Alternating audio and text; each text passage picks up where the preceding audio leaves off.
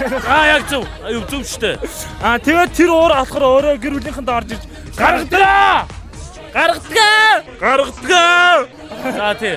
Тэгээд тийм учраас гэр бүлийнх нь буруу ойлгож төрж байна. Хүүхдүүд хүмүүсээ наад чинь хүүхэд гэж хэлэх хэрэгтэй байна, тийм үү? харин яг тэг Тагэрсэн байна ш. Би хэлсэн аа.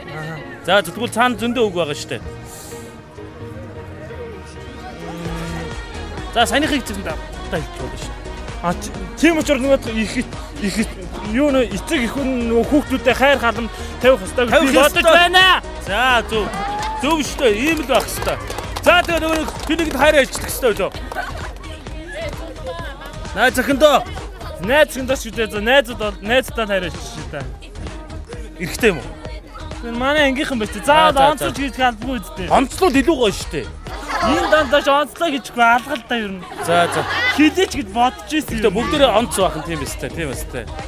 Гэхдээ хин нэгний цагааг л буснаас юу гэж бодох юм бэ тийм үү? Тийм учраас бизнес үүдийнхэнтэй хайртай шүү гэж шийдмээр энэ да. За. Гэтэ онцлох хүн бол байгаад идэг. Яг онцлчих. Яах юм бэ? Яагаад? Болохгүй. Яагаад? Болохгүй. Хий. Хэлэхгүй нууц. Надад. За баярлалаа. Уг нь бол эр хүн хэлсэн шиг хэлгэл хэрэгтэй л дээ.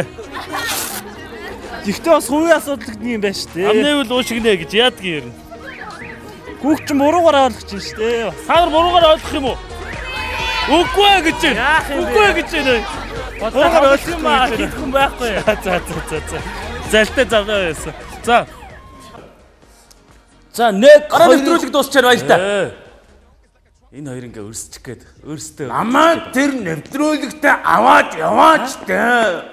Аваад явна штэ. Чи энэ нэвтрүүлгийг наваг ч гэсэн авч өгөхгүй юу? Чи ч гэсэн хөтлөнө.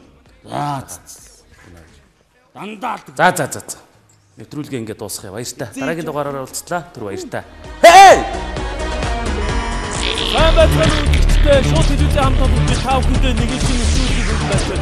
Энэ нэвтрүүлгийн нэр бол сэтгэндээ онгойд хажигдсан. Эцэби хайртай.